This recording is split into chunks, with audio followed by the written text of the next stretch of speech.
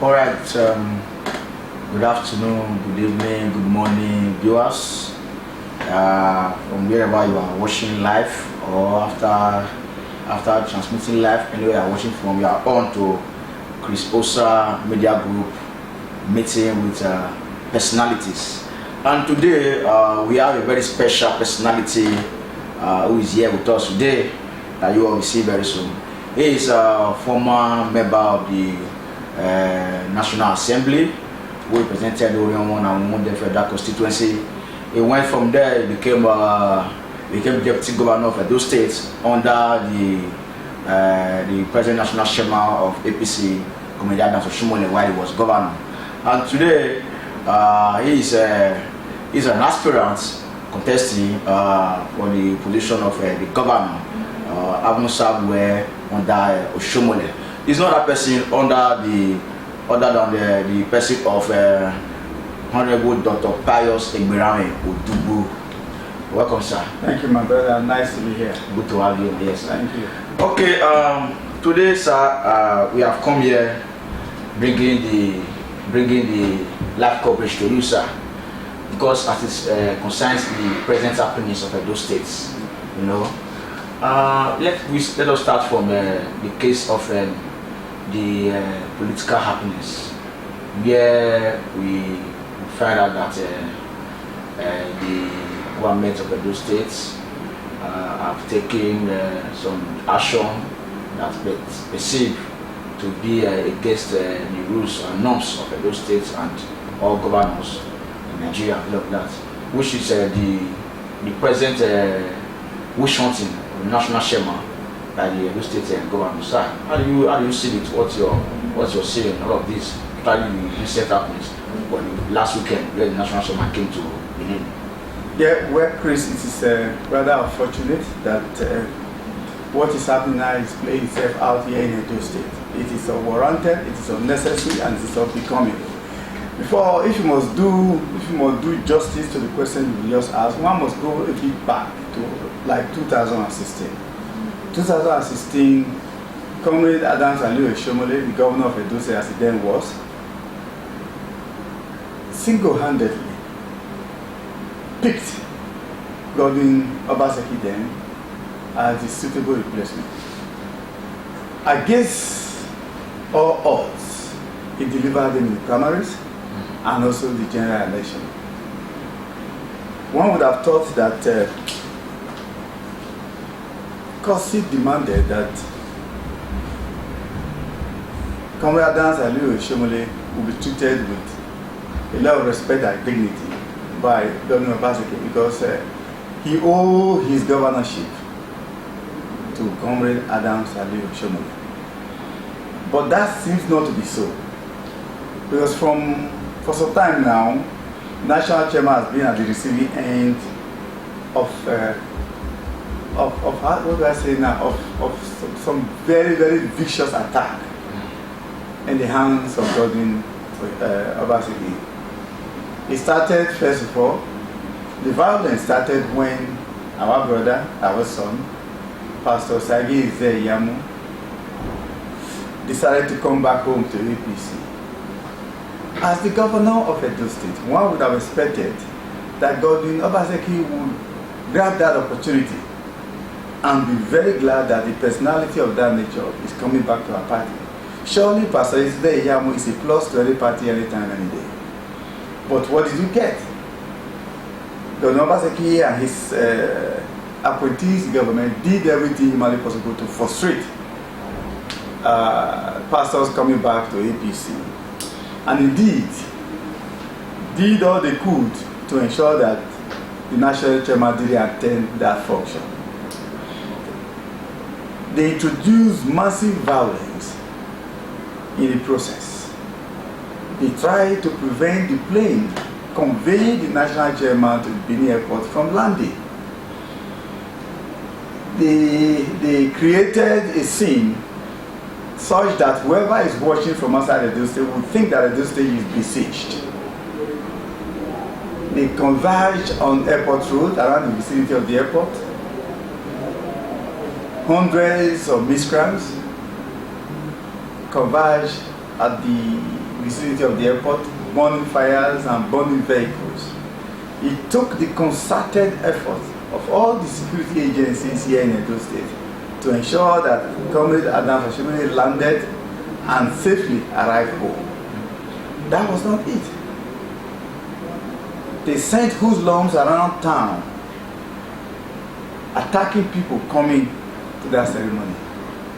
It took wise counseling on the side of the national chairman to stay away from that event, because he does not, like he always say, he doesn't want anybody to die in the course of the struggle. Thereafter, national chairman's subsequent visit to Edo State is always visited with violence, courtesy of Obaseki and his aide. The latest of which was when the national chairman came for a private visit. One of our very top-notch APC members, a former member of the House of Rep, Agmoyiman, lost his mother, and the national chairman was invited to attend the socials. Of course, being a very caring leader, a responsible leader, and a responsive leader, national chairman decided to honor that invitation. Again, the government here in Edo State unleashed mayhem in the attempt to stop national chairman from coming. National chairman came and went straight home and attended, of course, that ceremony, and his presence was visited with wide applause by all and sundry at the event. When he came back home later after the event, the agents of government decided to barricade his streets from both ends with Ministry of Environment refuse truck in a bid to stop national chairman from either going out or people visiting him. Subsequently, one of those trucks, refuse truck, was set on fire. I'm sure with the idea that fire would snowball into the premises of the national chairman. But God, the good God, ensured that didn't happen. That bonfire from the truck was as a result of, I think it was same people who put the truck in and they are burning. Your guess is as good as mine. Your guess is just as good as mine. I mean, if they say a fowl cried last night and a baby died this morning. I mean, naturally you ascribe the death to the fowl. They barricaded the street, brought a refuge. If you bring a refuge truck, what do you expect? That is like just, any little spot of fire will ignite the refuse. And the whole idea was to, get the fire to snowball into the premises or compound of the national chairman. Yes, speaking of the national chairman visiting Edo State, don't you think this is happening because he needs to seek permission to enter Benin first from the Edo State government? Because the Edo State government recently came through the deputy government to say he has to take permission before he visits Edo State. So don't you think because he didn't take permission first? My dear Chris, that is obnoxious. There is nothing in our laws, either by way of the constitutional provision or any other enactment, that says that anybody, whether national chairman or anybody for that matter, should obtain permission from the government before visiting Edo State. The national chairman, Adam Fashimile, is from Edo State. He's a free-born of Edo State, and he is free under our constitution under the freedom of movement provision of our constitution to visit any part of Nigeria without the permission of anybody. So, since when has the words of the governor become law? If he wants to make a law, I'm sure he knows what to do. He should go to the House of Assembly and make sure that law is enacted. And if any law that restricts the movement of a free-born of this country is null and void. So it is ab initio an effort, an exercise in futility. Nobody, no matter how lowly placed and no matter how highly placed, is required to seek the permission of Mr. Governor to visit the state. So, speaking of, you made mention of Pastor Osagi Zeyam. Yes. And we saw it joyful when Pastor Osagi Zeyam came back to the APC.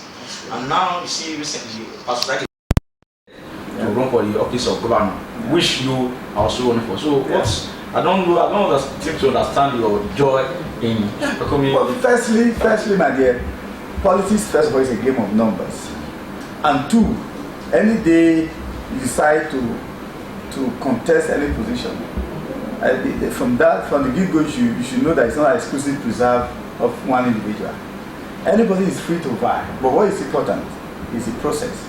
Like you have noticed, we have told ourselves, all the aspirants under the APC banner, those of us authentic APC here in Edo State, we have told ourselves that we will prosecute the primary process in such a manner that it will be all for one and one for all.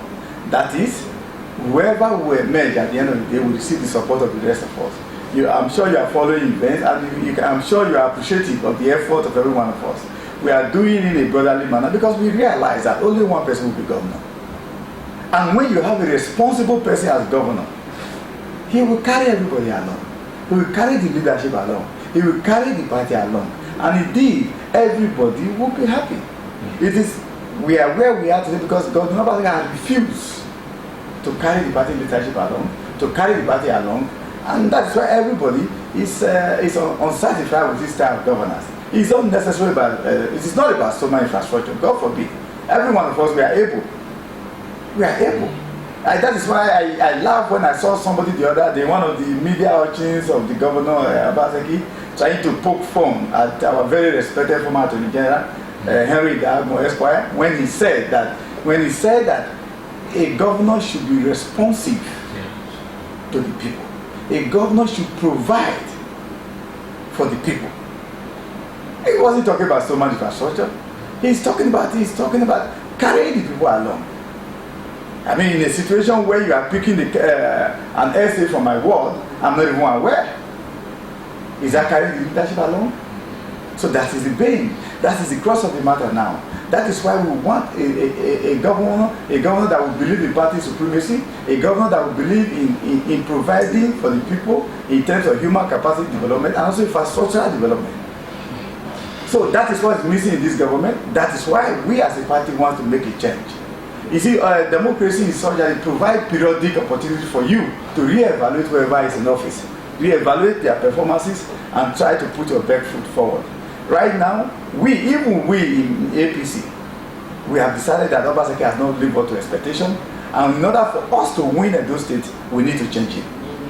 Okay, sir. Speaking about the aspirants, yes, contesting under the APC presently, how do you see a consensus between the aspirants? I told you just now that we are all men of integrity. Look at all of us involved. We are all men of integrity. We share one thing, and that is we want what is good for the people of Edo State. We want to serve. So we have also decided that only the day you agree to contest any position, that is the same day you have agreed to whether win or lose. So we have told ourselves that yes, we will all vie for it, but at the end of the day, we also know that only one of us will emerge. And we have told ourselves that we will support whoever emerges. And all because we know that every one of us, every four of us or five, we are supremely qualified to be governor.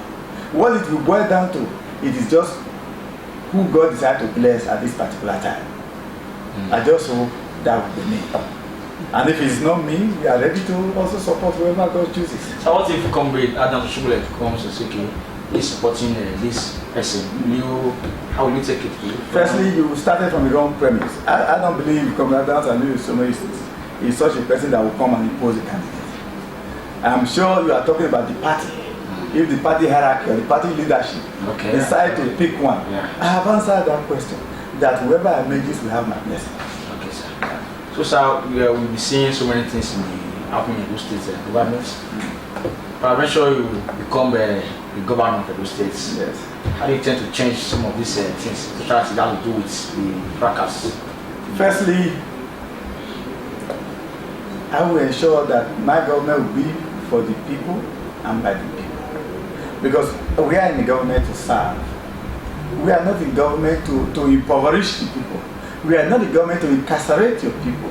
We are not in government to maim and kill our people. We are not in government to burn the houses of our people. We are not in government to shoot guns at our people. When we come to government, we aim to serve. We intend to serve and serve well. That means, for me, for example, government is ad continuum. So first of all, I will look at the projects of my predecessor. One that I believe is of good, that is good and relevant to the people, I will adopt. We did it during the Shemales era. For example, the stretch of road from Ogan to Idungo in Ubeka Ward was awarded by distinguished Senator Osumbo as a governor of Edo State. They were just at the initial stage when we came on board. We took it over and completed it because we knew that it was of benefit to the people of that area. So it is of no use abandoning laudable projects all in the name of wanting to start your own. I will go back to the legacy projects of Comrade Johnson. For example, I will make sure we complete the stormwater project. We make sure that the 5-star hospital is functional. We will make sure that Ambusali University is properly funded. We will make sure that Edo University at the Yamo is properly funded. We will make sure that the projects of a catalog that Congress started is completed.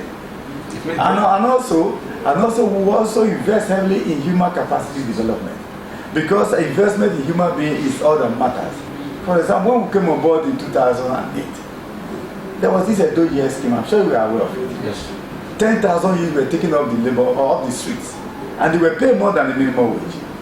We also had the vigilante people. We also had the neighborhood watch. We also had the revenue people. About 50,000 youths were taken off the streets, and that a lot helped. I will also bring about emphasis on vocational training, because in this climate now where we find ourselves, a university degree is no longer enough to get you across the Rubicon. You have to have some measure of training, such that you are not able to take care of yourself. You also become a player of labor. So in that way, I'm sure we'll make functional the Benin Technical College, and ensure we make sure that we also Imodu physical what have you at Afuze, we make sure that it's also functional. And of course, don't forget the red roof. The red roof became the watchword for even little children. Then when we are headed to places, little children will stop us and say, Mr. Governor, sir, we want red roof in our school. And of course we oblige.